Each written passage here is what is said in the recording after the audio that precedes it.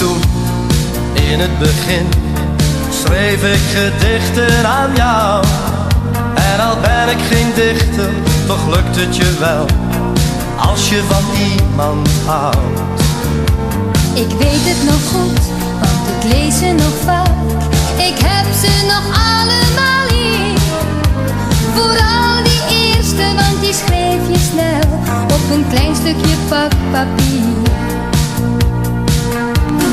Oh, mijn hart smelt voor jou, als sneeuw in augustus. Waarheen ik zou gaan, je trekt me steeds aan, als voorjaarsbloesem de bij.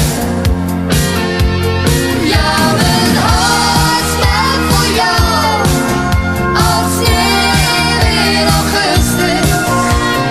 Wat ik ook doe, ik wil naar je toe, want jij bent alles voor mij. Want als sneeuw in augustus, zo zeldzaam ben jij.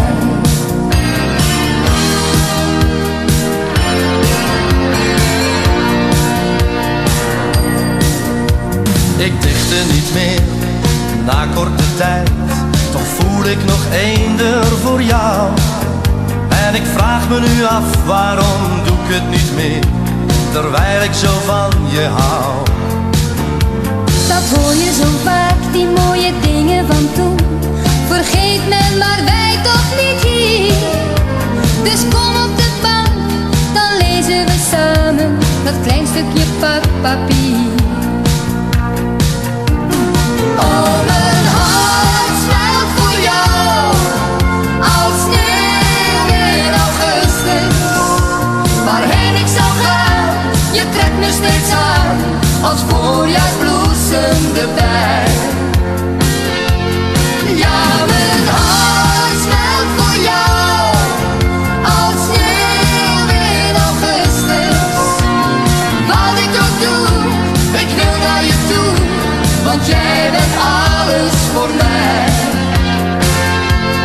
Want als sneeuw in augustus, zo zeldzaam ben jij.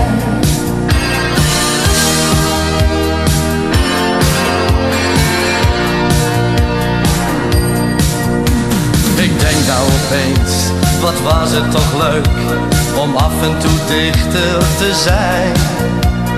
Neem dan een pen en een stukje papier en stuur zo'n gedicht weer naar mij. Oh, mijn hart smelt voor jou, als sneeuw in augustus.